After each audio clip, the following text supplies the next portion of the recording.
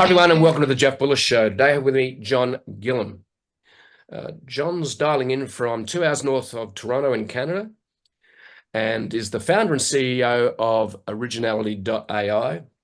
And they provide a complete toolset that helps website owners, content marketers, writers, and publishers publish with integrity in the world of generative AI. And a lot of us are working out how to play with AI, and as we know, that will continue to evolve. He also specializes in AI detection technology. He's also the co-founder of Motionvest, where they help you buy and sell content sites. John's been involved in SEO and content marketing world for over a decade. His career started with a portfolio of content sites. He recently sold 2 content marketing agencies, and through these, he understands what web publishers need when it comes to content and verifying content. Having been one of the earliest adopters of generative AI through his agency, John understood a wave of plagiarism problems that was coming even before Chat GPT and GPT-4 were released. John, welcome to the show. You're right in the hot spot at the moment with what's happening in the industry digitally.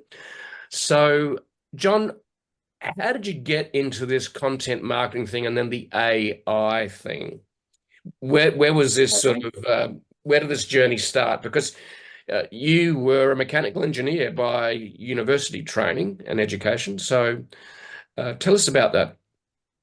Yeah, no, thanks, Jeff. Thanks for having me. Yeah, so the journey was, mechanical engineering out of school, worked in oil and gas industry, knew that I always wanted to get back to my hometown. And so was, like many people, sort of looking at some, time that felt like side hustles, sort of looking at learning new skills that could be applied online. And what I sort of stumbled into was creating content for websites that would rank in Google and then generate money off the back of that. And that was sort of the starting thread that I've been sort of pulling on ever since.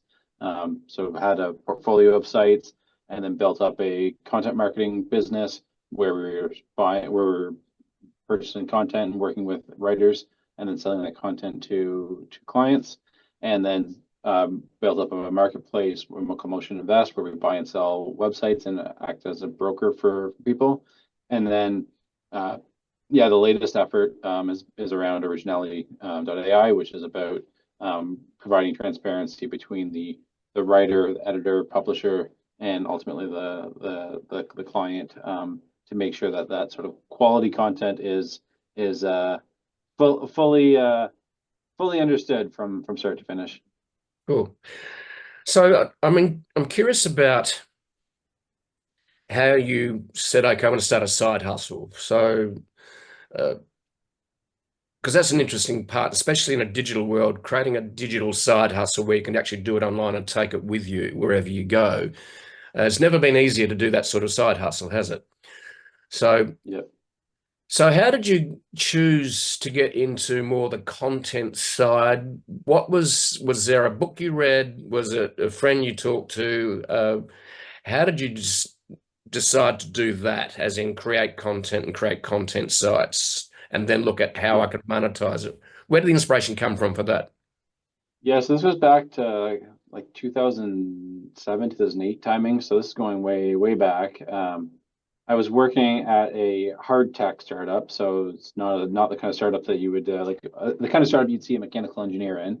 And I was working as a co-op in that hard tech startup, and it was like, we need a website.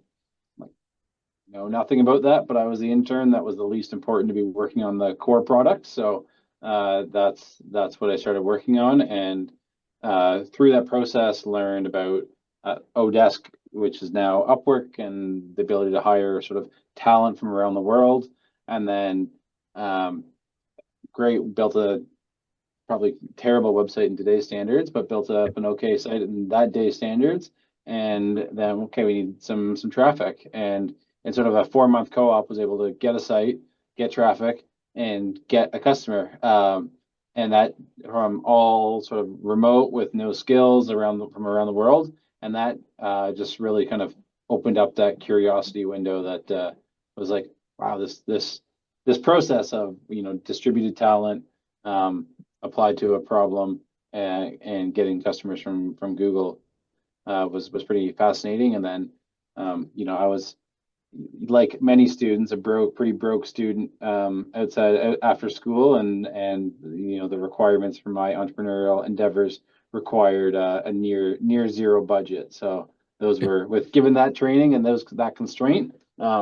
This was that sort of SEO content marketing was the right fit for me. Cool. So you remember your first customer. So and that customer paid for what? Consulting? What was the first customer, and how did you generate revenue?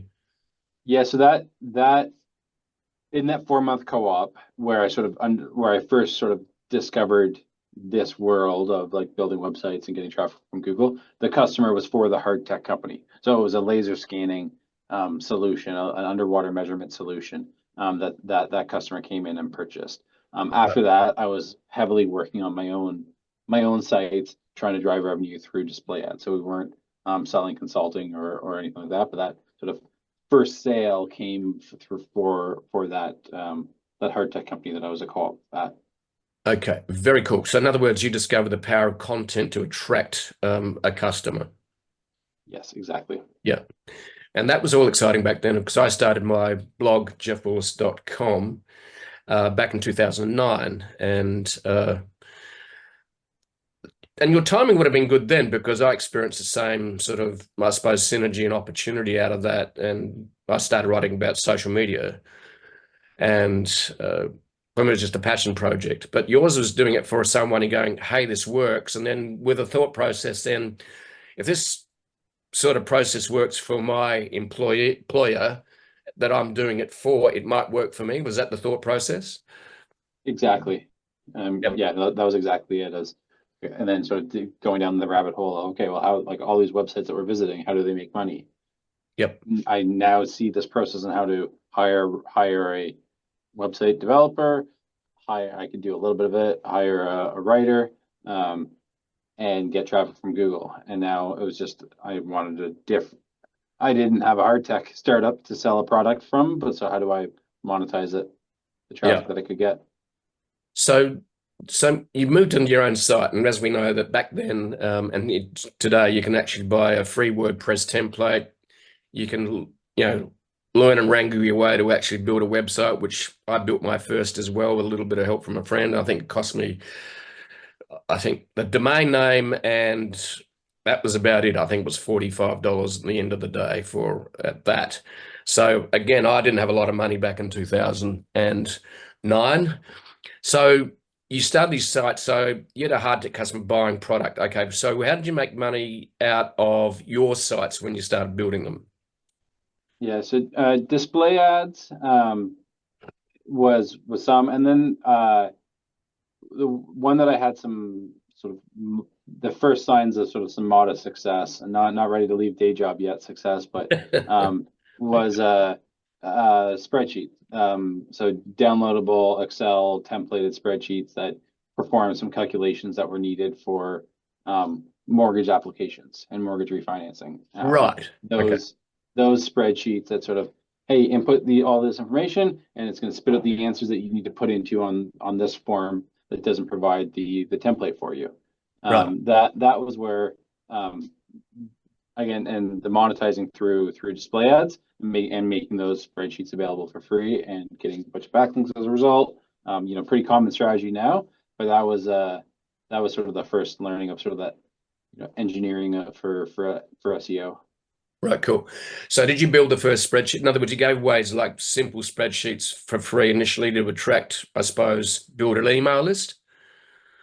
Yeah, I didn't focus much on the email list. Had one, but that wasn't the majority of the focus. I was trying, because I did have a time-intensive day job by that point, that also had some fluctuations where I would have like ridiculous work hour weeks. Right. I was trying to sort of keep it as simple as possible from sort of a monetization standpoint and something I could step away from. And so it was primarily monetized through display ads.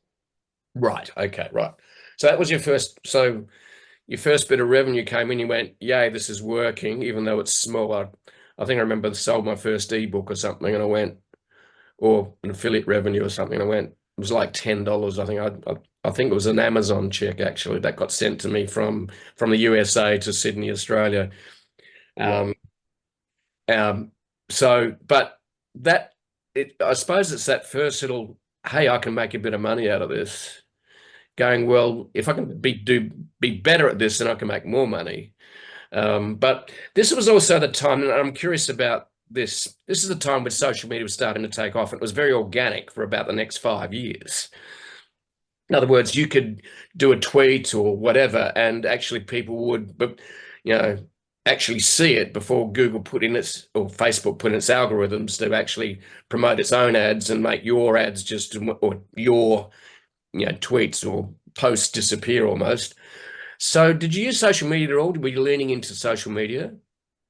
I think I dabbled, but no, I think, any attempts were said like probably my bad in terms of lackluster attempts, that didn't produce the kind of results that I was seeing from um, Right. a organic content approach. Right. And then it felt like the social wins were, and I mean Google's incredibly volatile as well, but it felt like the social sort of algorithms were very volatile, and what a strategy was working one day would struggle the next. And Yeah. it felt far more sort of um, less compounding than getting organic content in Google right. Now, I think I was a little bit wrong in that in terms of how long how long there's not many posts from 2012 that are currently ranking in 2024. So I think that's not necessarily true, but I think it's at least more compounding than social was, is what was my sense at the time. Right. Well, I think back then it was actually you're able to get Google authority a lot easier than it is today because it was also less crowded. So you'd very much double down on content as an SEO strategy. Is that right? Correct. Yeah, it's I remember I used HubSpot. HubSpot had a website grader back then, and I was almost lived on that platform trying to see to improve my grade by doing certain things. And it was a free tool that I went, wow, if I do this and I get more traffic, and then I went from 10 visits a day or one or two to 10 to 20 to 30 to 40. I think at 50 and I went, almost I cracked a bottle of champagne. But the reality was that it is a very long game, SEO, isn't it, in terms of earning authority with Google? For sure. I mean, I think it's the time horizon that you need to be having with SEO and Google is very, very long term, and more so and continually more so, more focused on the customer and their problems and the audience than ever before. And I think that's been a trend that has continued. I think that if I were to think about my focus around content when I started, I'd say it was like 75% Google, 25% the visitor. And I think now it's like 95%. Is this going to be good for the visitor? 5%, 10% making sure we're doing the right stuff in the eyes of Google. Yeah. Yeah, you got to play the game, which is a long game, number one, and number two is playing the Google game because they can penalize you just like Facebook can remove you from its platform if they think you've misbehaved, which sometimes is a dark art because you said, what happened there? What did I do? So the trouble is, though, the algorithms, the machines are starting to run the show, not humans. So this is the challenge. We'll get to AI in a minute and discussion about that. But so you obviously were learning some skills. I said, I'm good enough now to actually start a content marketing agency. Is that what happened next? Yeah, that was exactly it. I mean, we scaled, started building a team. In my engineering role at the time, I was working in project management, running some what seemed like crazy dollar value projects, like 10 million, 50 million, $100 million spends, and running sort of involved in running of a team that was sort of spending that amount of money. And I'm like, okay, well, if we can apply that same project management skill set to this other skill set that I've been developing on the side, can I scale out both my portfolio and then build extra capacity into my content writing team, and then sell that extra capacity and use all the systems that we were building up, and sell that with producing content that would predictably rank well in Google using all the modern tools of the day at that time. And so that's what started the content marketing agency, was just that sort of extra capacity from my own team. Right. Okay. So you built that up, and you would have learned a lot along the way, wouldn't you, by doing that on your own?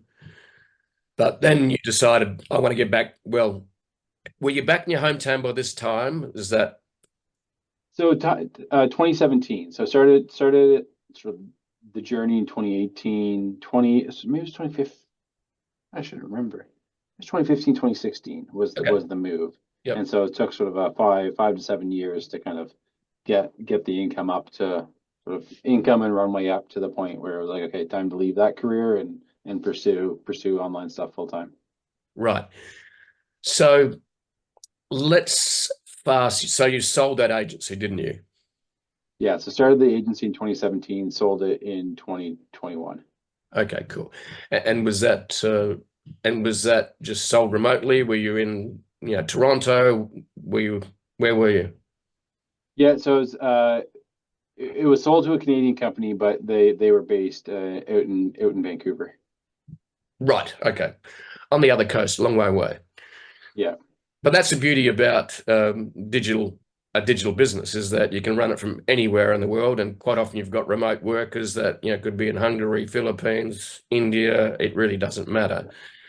So the question I do have too is, did you do any of the writing yourself, or did you just outsource all of it basically? I'm an absolutely terrible writer. It would be pretty shocking if my sort of, call it, high school English teacher knew the amount of sort of like content that I was involved in the creation of. It would be they'd be shocked. Yeah, I'm a terrible writer. So I do write some of my own stuff. But yes, no, not I don't particularly enjoy it. I don't mind sort of putting down, trying to simplify complex thoughts is interesting and challenging and fun. But the actual words do not flow the way that they're supposed to. Okay, right. That's absolutely fine. We've got to find our strengths.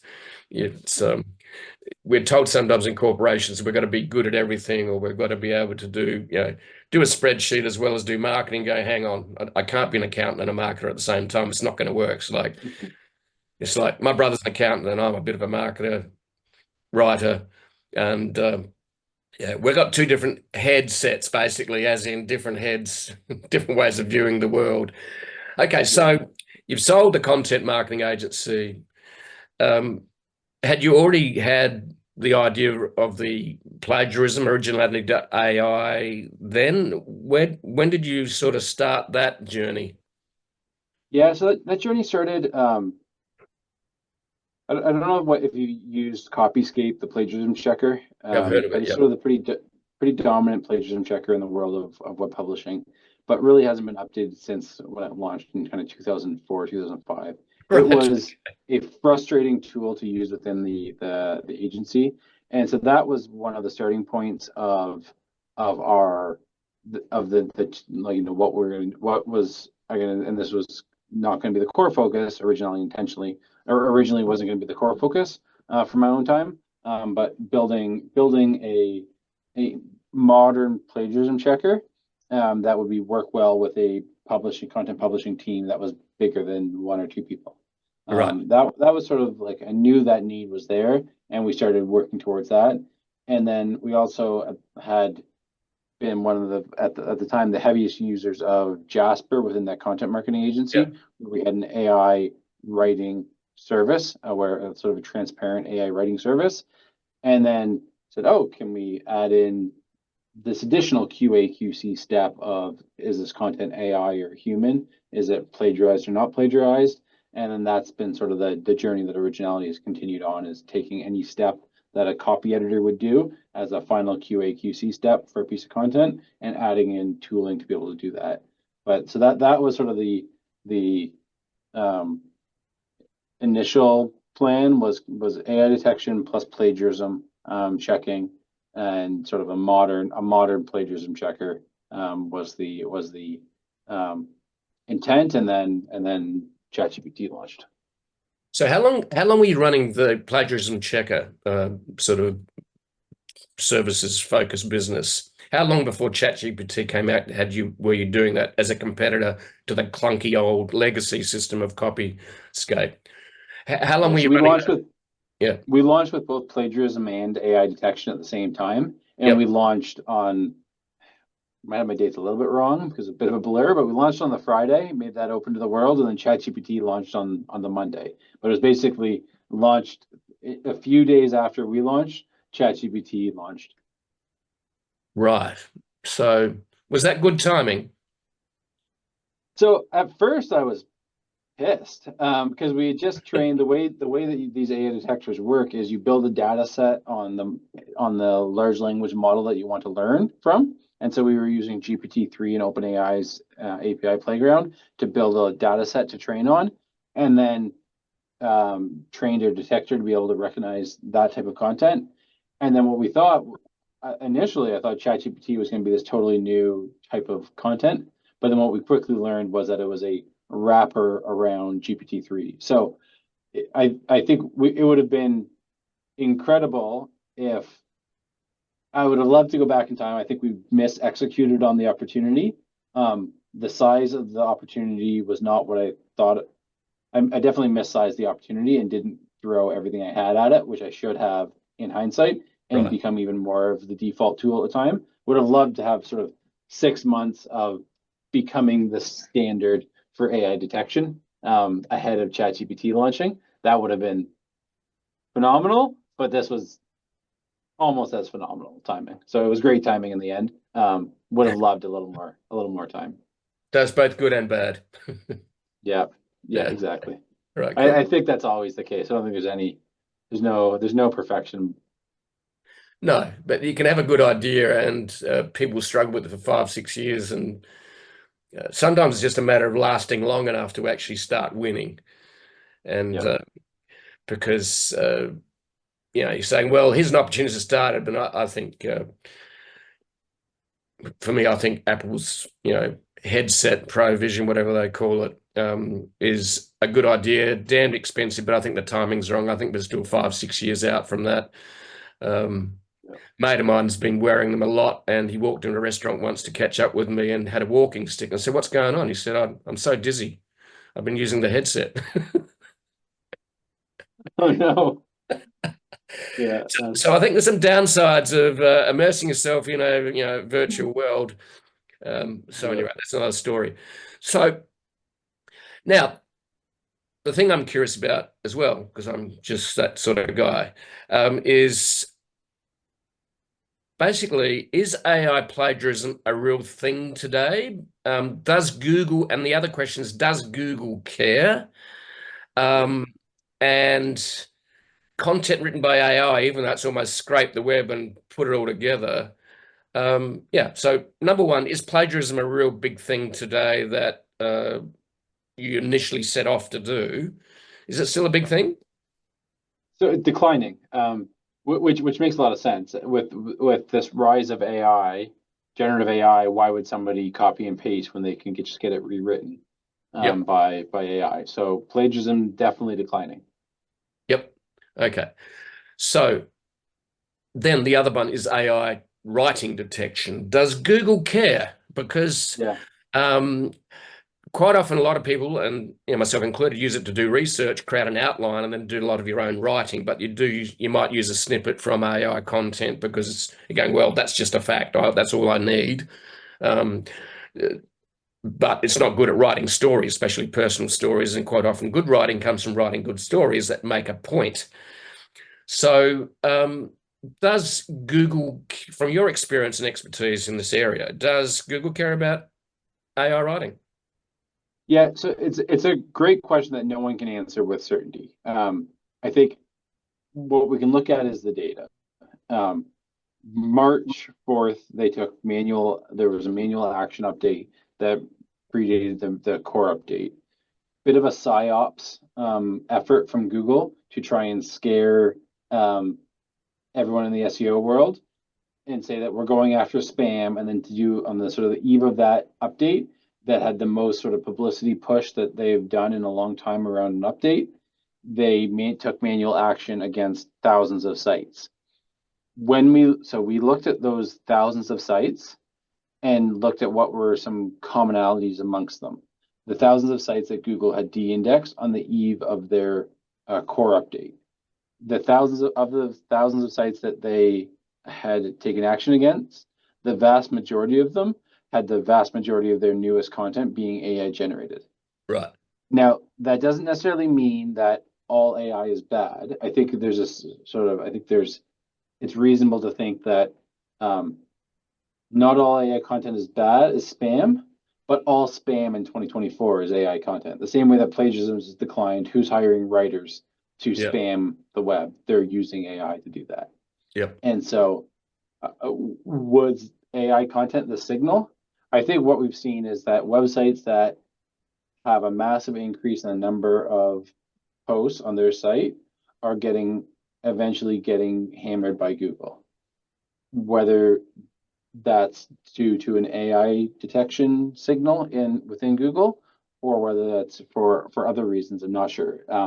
So I think Google has this really tricky narrative to manage, where they need to be an AI forward company, yet it doesn't take too many sort of thought experiments to think, what if Google's search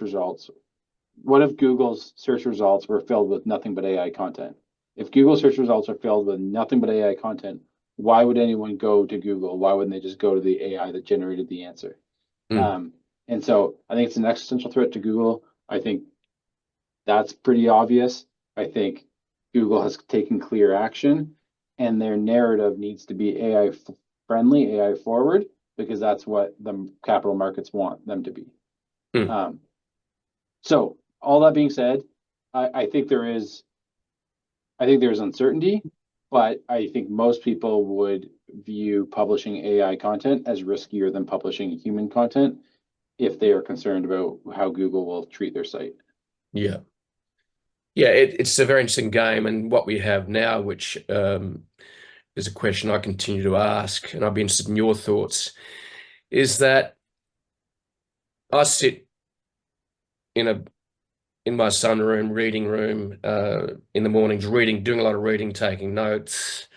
Quite often I have a question I want to ask, and I'm going, do I ask Google and I have to go sift through a lot of stuff, or do I just put in a well-structured, good prompt into Chat GPT, which will give me the answer? And yeah, of course it's hallucinating, and you've got to check the facts, but in the main, it's usually pretty correct. So I'm using Chat GPT a lot now instead of Google. I'm using to summarize, a book that was written 4 or 5 years ago. Summarize this with key takeaways in 1,000 words.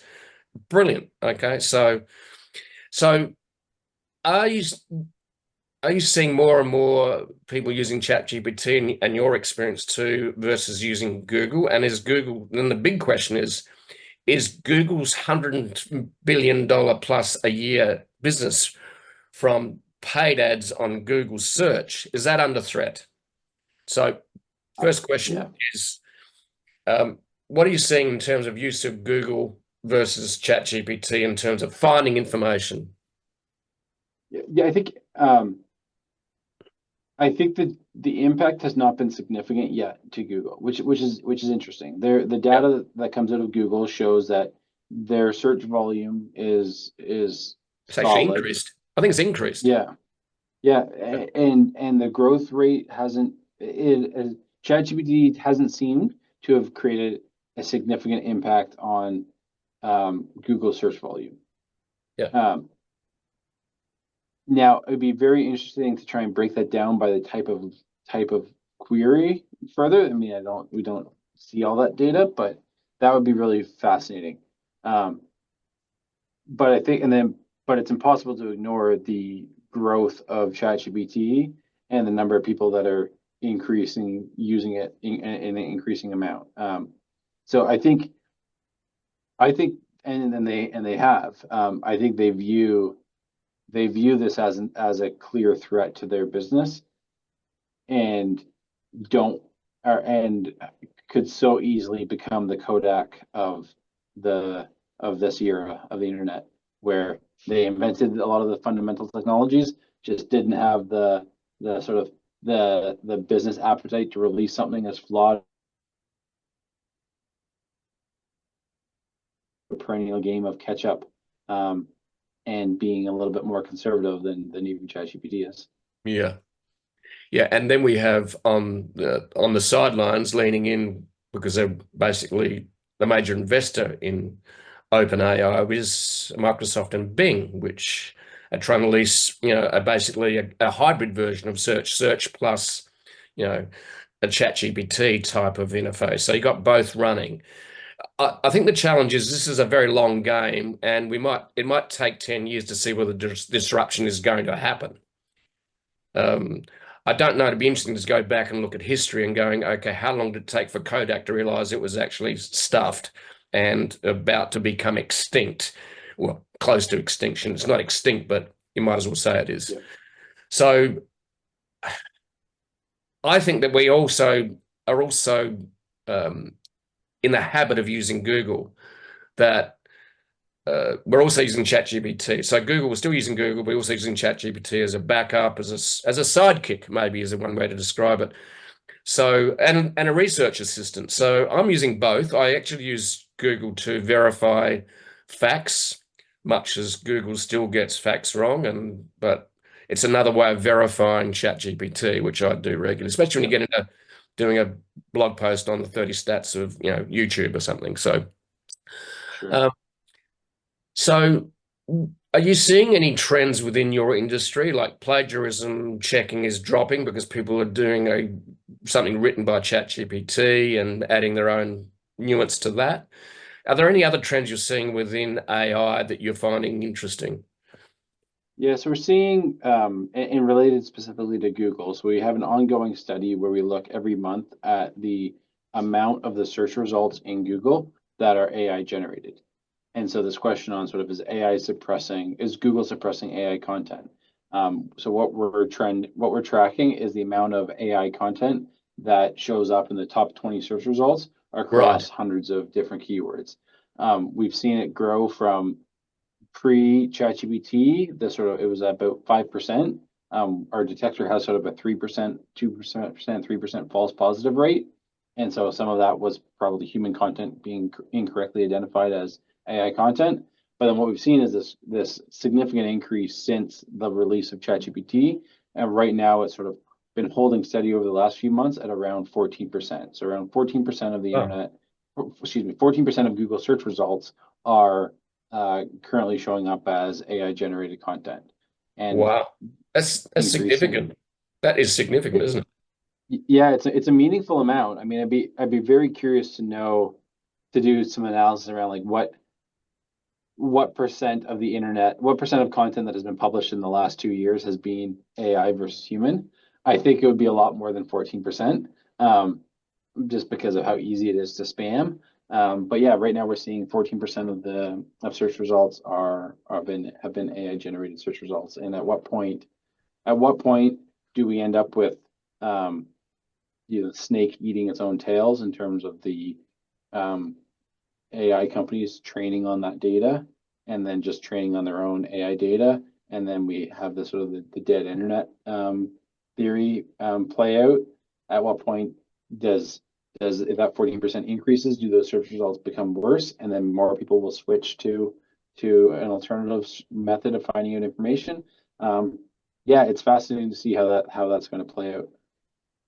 Yeah, you're right I like the analogy of snake eating its tail. The reality is that if the AI becomes better and better, actually creates better content, and then the amount of AI in the search results starts to go up to 40, 50%, they're going, well, the human writer's going, what am I here for? Which is already most serious writers are actually asking that question, or not serious, but people that have produced meaningful content at scale.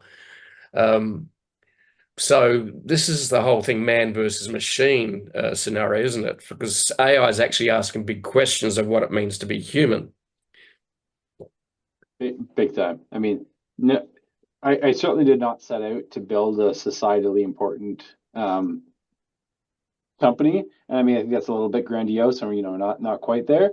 But I mean, the tool is being used by people for some very important tasks, and we're very squarely in this debate around both there's the ethical development of AI, and how do we not introduce bias when we're building large language models. But there's also sort of this really interesting societal debate around the ethical use of AI.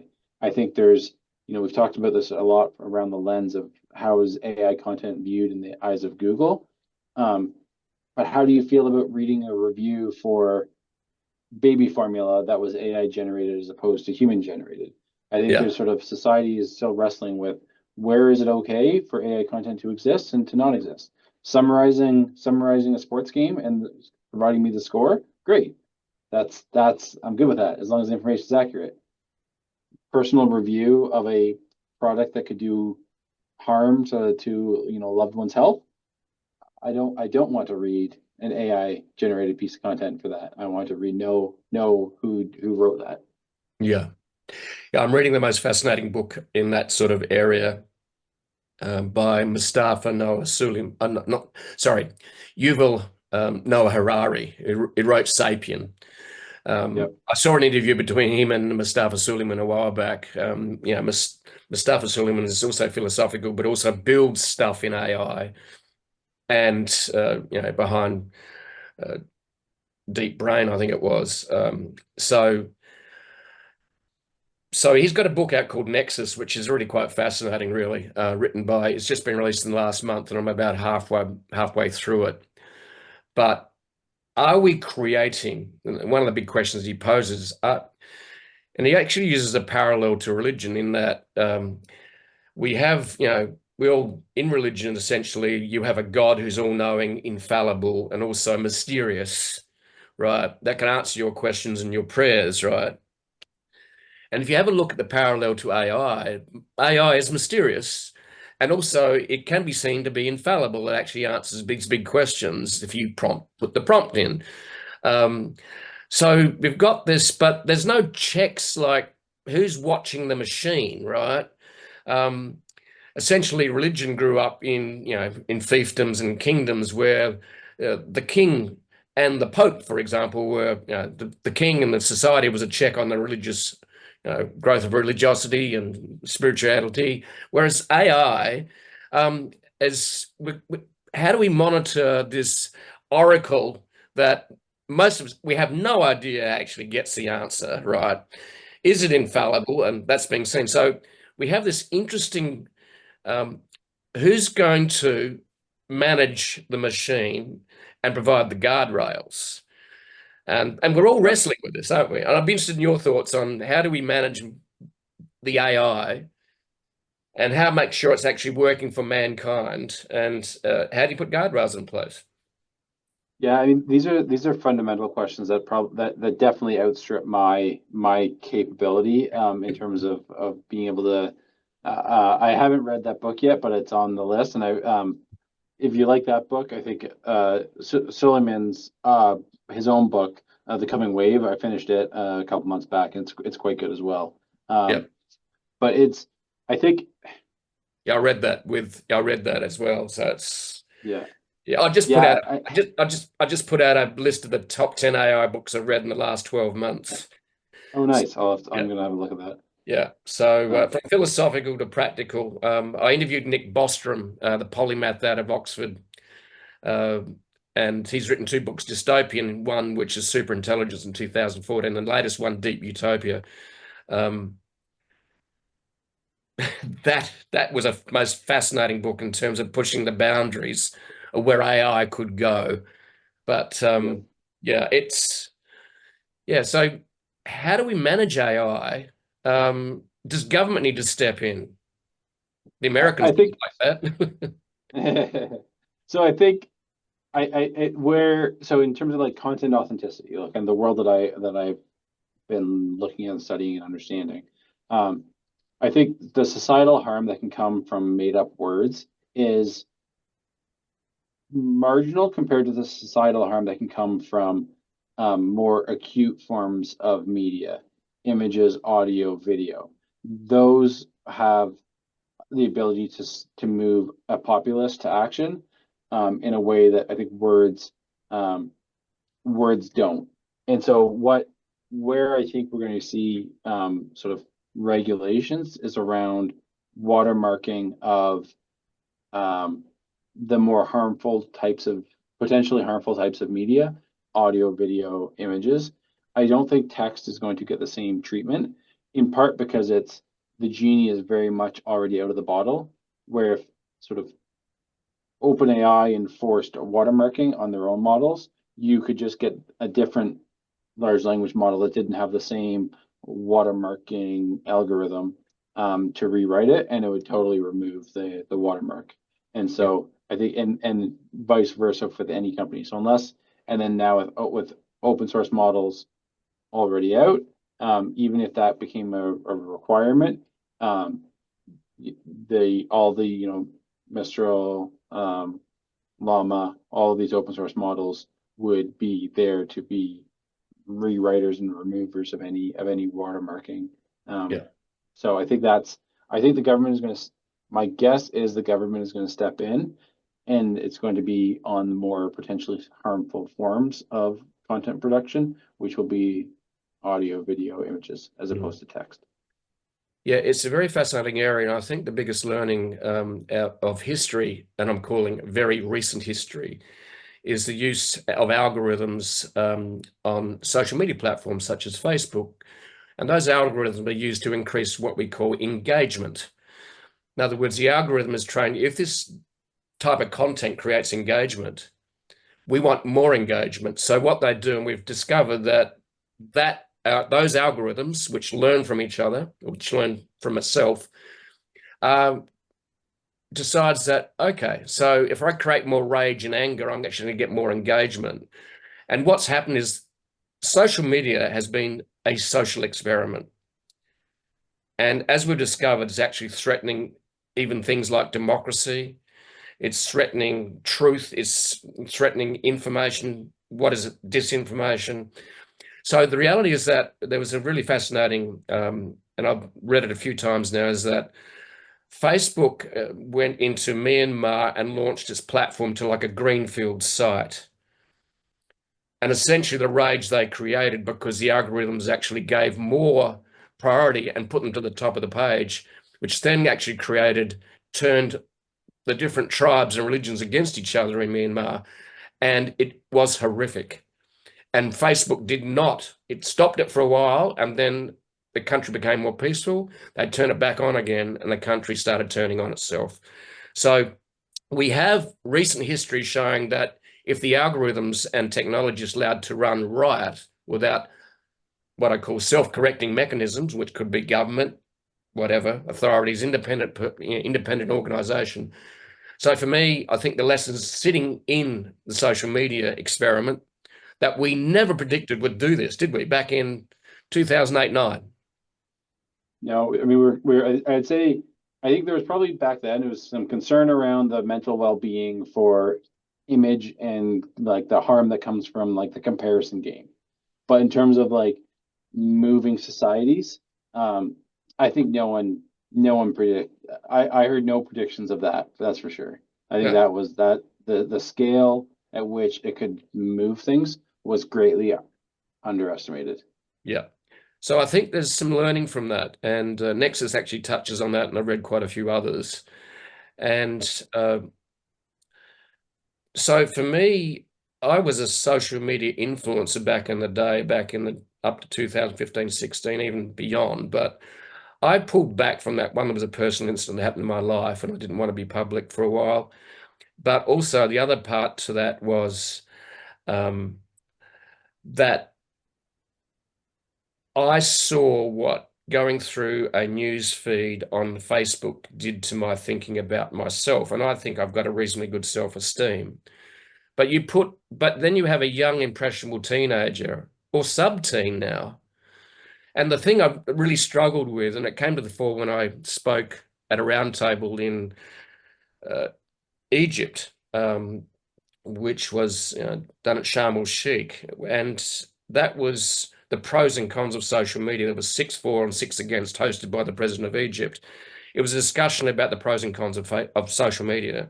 And for me, that was a bit of a wake-up call in that there is a dark side to technology, because social media for me had given me attention, which is lovely.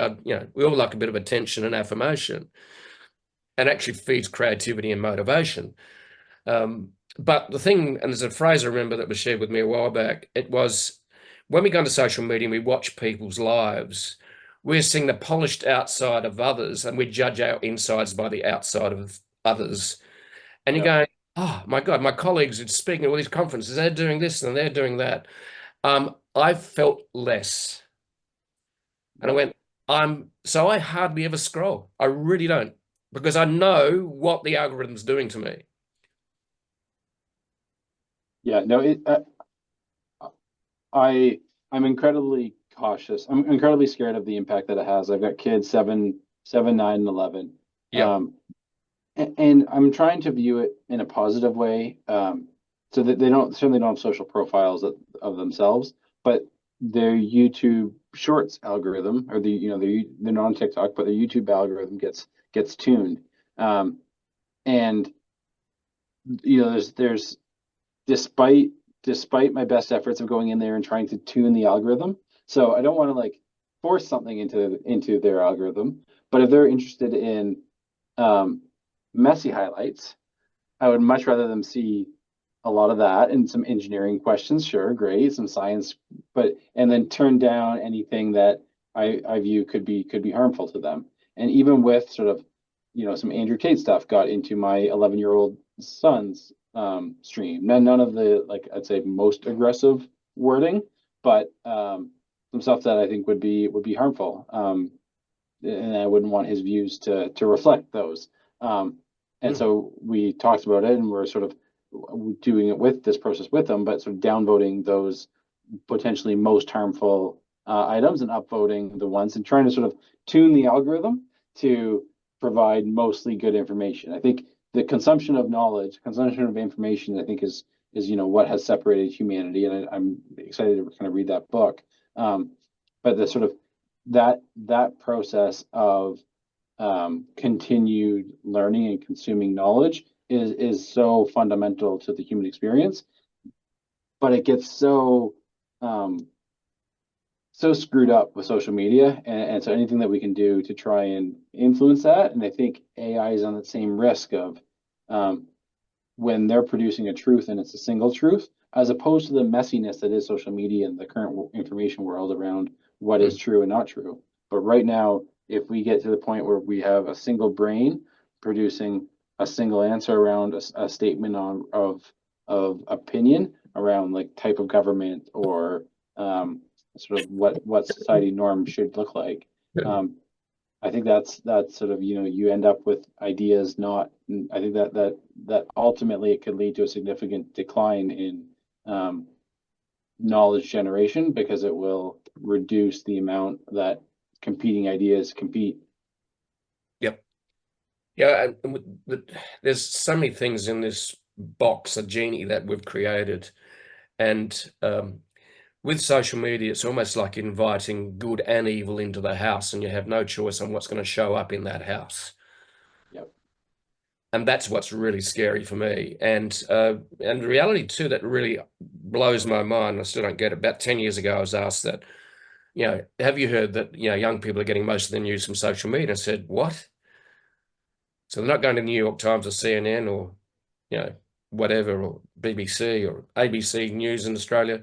They're going straight to social media and reading the news in social media and going, that's extremely dangerous, because the news that sells is the one that has the highest engagement, that gets the most views, and the one that's actually the most outrageous. So we're just viewing superficial shit most of the time. It's actually not good content. Anyway, for me, the more I read about this, I'm a beneficiary of social media. The reason I built my business was because I grew a Twitter following of 500,000. Now it's just turned into a cesspool. So there is jewels in there, but it's harder to find, right? Yep. And for me, the joy of Twitter when it came out was it connected tribes around the world that were interested in social media or whatever. And the algorithm of engagement hadn't been implemented yet. So what happened was you actually found each other on tribes organically, and it worked. It was brilliant, and so it worked. So we've got to ask better questions. The AI Act has been denied in California in the last few hours. Yep, saw that. Did you see that on social media, or did you see that on a news site? No, I go straight to news sites myself. Okay. I go to New York Times, I go to CNN, that's my thing. I go to BBC, I go to the ABC in Australia. I try and avoid what are called sensational type news sites, but I go straight to the source. I am not going to let social media tell me what I'm going to view. And I sit on and during a Sunday, I actually buy real newspapers. Oh, fun. Like the Financial Times Weekend from the UK and Asia. But what I love about that is it's natural discovery. There's no algorithms there. I actually stumble across information that I will find of interest. So this is the conundrum. We have a great technology, but we didn't know what it was going to do, because it's allowed to just run riot with hardly any oversight. And now we're trying to get that genie back in the bottle, and it's almost impossible. Yep, I agreed. Yeah, no, it's gonna. And do you think the goods, the positives around? I mean, we're sort of all over the place with social media and AI, but do you think the positives of social media around the connection of the tribes and the sort of niche knowledge being able to be shared, those positives still exist, or are they just overwhelmed by the wave of sensational negativity? Good question. I really think that the positives still very much exist. There's a lot of people that go in there looking for good content, whether it's on LinkedIn, and there's like some places like LinkedIn which I think have better guardrails, more professional. In other words, there's more grown-ups in the room. So for me, I just don't get that how anyone gets to social media and basically bullies, teenagers bully each other on social media, and the most terrible comments are made about people, whether it's an actress or an actor or a politician. People go in and lean in with rage and horrific comments because they're invisible. The village would have pulled them into line a century ago. Yeah, no, agreed. But anyway, I think it's fantastic technology. I love it, and I'm curious about it, and it's been great. So, but let's back to Originality.ai. We've gone on a little bit of an AI journey, social media algorithm, witch hunt. And that's another story as well, witch hunts and religion and infallibility and stories. Anyway, that's in Nexus as well, by the way. If you want to look, you'll love it. So Originality.ai, what's your next few steps without giving away your trade secrets? Where are you leaning into? Plagiarism obviously dropping away. Where are you guys leaning into where you see the opportunities in AI for your platform, Originality.ai? Yeah, so I'd say even, if it was ethical and legal, if we had a room filled with monkeys that were able to tell the difference between AI and human content, we'd have that. So I think we're a solution first focused company around copy editors. So people that receive written text from somebody that they employ, whether that be writers, whomever, journalists, and then the steps that they need to do. They need to make sure it's not AI written if that's not in their policy, not plagiarize, fact checking, make sure the readability score is proper, grammar and spelling. A lot of attention right now is around our tool and AI detection, but we're building out a complete set of solutions that, whether or not you're pro AI content or anti AI content, no one wants to publish factually inaccurate information. And so we've built a beta test version of our fact checker, and we're about to launch the improved version of our fact checker. And so basically any step that a copy editor does, anyone that acts as a copy editor, somebody that receives text from a writer, needs to do a final QA/QC check on that content before they can hit publish with confidence and with integrity. That's what the functionality we're building out. Right. That's awesome, actually, because fact checking is actually very, very important. That's one of the things that I find that with Chat GPT, I'll read something and I've checked it before and found it to be inaccurate.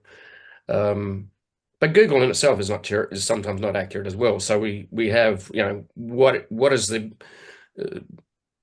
where's truth really lie, right? And Yeah, the reality is that truth is actually not black and white. In fact, people's memories are imperfect. So what a person thinks is truth is actually could be nuanced or forgotten or subsumed. So that is really cool though to do fact checking. Are there any other areas that you're leaning into that are that you're seeing as trends in the AI content creation area? yeah. Sort of a modern approach around content optimization is something that we have in the works. So sort of classic content optimizers to try and help you rank in Google. Take I'll call it like a dumb math approach, where it's just like, hey, here's the jumble of words that should be included. Where we can use the AI research team and take a more intelligent approach and produce a far more accurate score that people should be aiming at. So that's something that's in the works.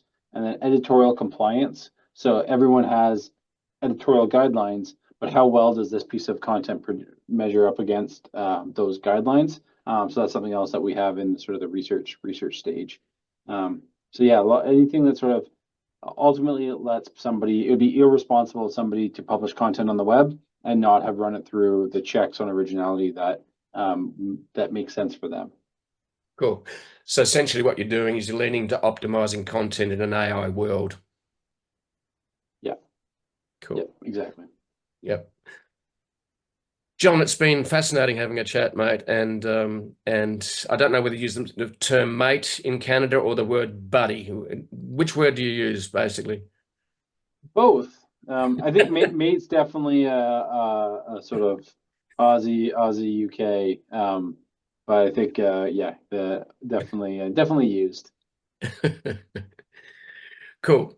So this is one question I ask most of my guests, sometimes forgotten, but if you had all the money in the world, John, what would you do every day that would bring you deep joy? And I'm talking meaningful joy, not frivolous joy. In other words, what would really make you happy? If you had all the money in the world, what would you do every day? It might be two or three things that come together, but what would you do every day if you had all the money in the world? Yeah, times coaching youth sports. Okay. Always outrageously difficult and time intensive and painful Yeah. at times, but I think yeah, super reward. Never a time where I've regretted putting in the energy into that activity, and brings Okay. lots of fulfillment. Okay, great. So in other words, anything that's not AI. Definitely no. Although I have used AI multiple times to help me build. I've used Chat GPT to help me design like training Coaching. plans, like dry land training. Okay, I got this length of time. I need to work on this. Build me a plan, and it's pretty good. I modify it, but definitely a time saver. Cool. Yeah, I think that's the right way to use it. That's great.